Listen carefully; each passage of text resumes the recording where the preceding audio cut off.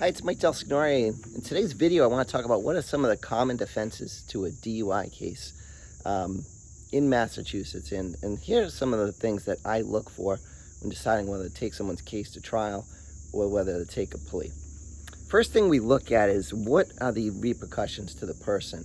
Some cases on a first offense, if a person's not a citizen, if you have a CDL license, you might have to take the case to trial no matter what because of the consequences to you of taking a plea. In some cases, taking a plea does you no good. So in those cases, certainly taking it to trial is often the right decision. So after sort of consequences to you and what are the benefits and the setbacks of taking a plea versus going to trial, next thing I look at is how strong or weak is the case at trial. In other words, can I win the case, or what would be my defense?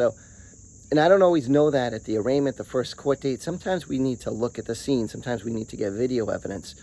So the evaluation isn't as quick as sometimes people would think it would be. So if there's a breath test, this is how I look at breath test cases. If I can think that you would win the case had you refused the breath test, often I'll recommend a person try to fight the case, try to get the breath test knocked out. There's no downside to doing that. If at the end of the day we're unsuccessful at getting the breath test knocked out, you can always take a continuance without a finding or resolve the case.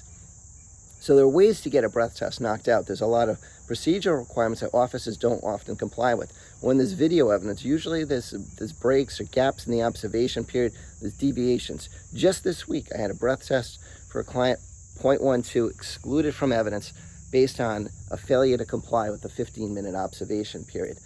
So number one, don't assume that breath test evidence is accurate, it's reliable, or that it's going to be admissible in your case. I think that's the number one common mistake people make, that even attorneys make. They see a breath test result and they say, oh, nothing I can do about it.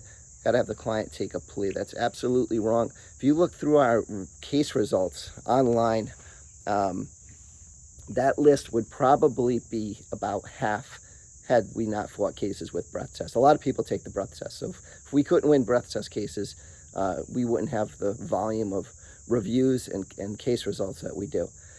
So second thing I look for is the driving. So in addition to how do I challenge any breath test or so-called scientific evidence, look at the driving. Cases with good driving are cases that really are the best to try, because a lot of judges and certainly juries think the driving is the most important.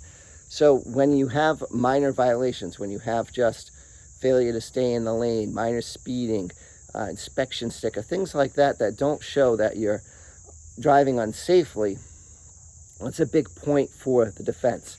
And there's a big point towards a not guilty, because for some judges, the field sobriety test, they don't put too much weight in it.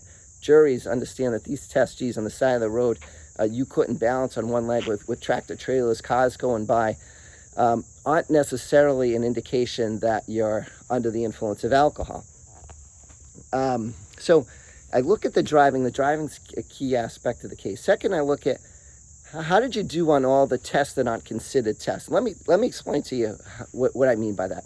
So there's three things officers look for that won't be mentioned in the report that you should know about that will be used at your trial by an experienced defense lawyer. I use these things all the time. So the way you pull over is a potential sign of impairment. The police, they have a manual and they're taught to look for whether you pull over safely, immediately, in the proper amount of time once those blue lights go on. If you do that, that's a sign that you're not under the influence. That's like a field sobriety test. It's another thing that they were looking for. It won't be mentioned in the report. They'll just say, if let's say you're driving a Toyota Camry, the Camry pulled over when I put the blue lights on. Well, there's more to it than that. When I cross-examine that officer, I'm going to build that up. I'm going to say that you're taught to look for how somebody responds to the blue lights, and my client responded promptly, pulled over safely, the proper distance from the road. So I'm going to build that up and show that, no, that's a big deal. That's something in their training manual they're taught to look for, and that's a test just like all the other tests. And we'll explain that to a jury. Certainly judges know about that, having heard OUI cases before. So it shows you responded promptly. Next is how you gave the license and registration. If you had trouble with that, they're going to say you fumbled for it, you bobbled it, you dropped it. They asked for your license, you couldn't find it, you gave them a different document. But if you did well, there's not going to be any mention. They're going to say, as for the license and the registration, the motorist handed me the license and registration. So that's another issue, another point that shows dexterity, coordination, responding promptly. So it's something they're taught to look for. It's not there. It's inconsistent with someone being under the influence of alcohol. And the third one in this sort of tests that won't be mentioned in the police report that you should look for is how you get out of the car. If you have trouble getting out of the car, they're going to say you had difficulty of balance getting out of the car, you use the car for balance, maybe you stumbled getting out. But if you got out fine, they're just going to say, I asked the person to exit, they exited the car. So when you get out of the car, most people who are under the influence of alcohol sometimes use the car for balance, have difficulty getting out of the car, and that's a sign of impairment. So I look for those three things, not going to be in the report, show that are signs of whether someone is under the influence of alcohol. It's in the National Highway Traffic Safety Training Manual, and it's something that we'll use as your defense trial. So I look for those things. There's generic observations. I'm looking to see, are they all there? Is there some missing? And to what degree? That's the odor of alcohol, slurred speech, bloodshot, glassy eyes. We also look for ways to contest that. If there's a video and you sound fine in the video, then we can knock out slurred speech. Your speech wasn't slurred. Field sobriety test. I understand how the officers are trained, and those tests are not infallible. The officers often don't administer those right. In many cases, those tests are going to help your defense more than the government's case, because it's often very vague how you did. Like one leg stance test, a lot of reports will just say, officer, I asked the person, pick their leg up, they pick it up 5, maybe put it down, went to 10, and there's no indication whether you actually continued after you put it down the second time. A lot of officers will say that you did, you picked it up. How far your foot is off the ground. In most cases, most reports won't have any issue with you measuring the correct distance. In other words, you picked your foot up 6 inches from the ground. You looked at your foot, little things. If you're under the influence of alcohol, you're not going to remember to look at your foot. It's kind of a minor clue.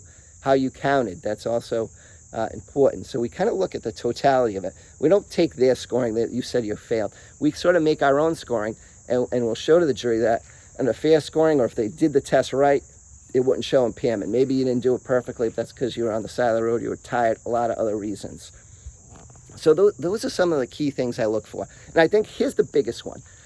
Let's say you have a case where you maybe admitted to some drinking, maybe you said you 4 or 5 drinks, maybe there's even an accident. What do you like as a person? When I can show that somebody's a great person, they're a great father, a great mother, they work hard, they're a teacher, hardworking carpenter, that goes miles. There's no way to account for how a jury is going to respond to somebody that's just a great person and that we can present a great story. I work every day to work on those stories. Next week, I'm doing a story competition in Ohio to help my clients in jury trials that I'm going to have months down the road. So there's no way to account for just having a great person in the chair. If you're polite, cooperative, respectful, you are acting appropriate in the video, we can bring that out. Sometimes I'll have you testify.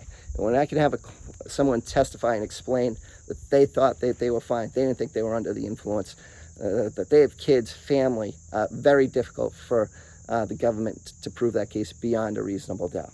So these are some of the keys I look for. A harder case, you might have to testify. I need to bring out your qualities as a person. I can do that. I love doing that. It's what I get the most satisfaction out of as an attorney, is taking somebody, humanizing them, showing them what kind of person they are in front of a jury in order to persuade the jury to do the right thing, to find somebody not guilty. And finally, keep in mind, it's a high standard to convict somebody of a crime in Massachusetts and anywhere in the country. The standard is beyond a reasonable doubt. It requires the government to rule out every reasonable doubt, and we don't need to sweep every point in the case. Say you crashed. Yeah, that was bad, obviously. But we will show other things, that you were polite, cooperative, respectful, you did well in these field tests, and that's inconsistent with somebody under the influence of alcohol, maybe more consistent with somebody that just was tired or looked down at their phone. So they got a long way to go to find beyond a reasonable doubt. Keep that in mind. I have a passion for helping people charged with OUI cases. Feel free to call me anytime. It's never too early, too late to call. You can call, text 781-686-5924. My name's Michael Delsignore. Be glad to help you on any OUI charge, and feel free to, don't hesitate to call, text. Most calls are answered right away.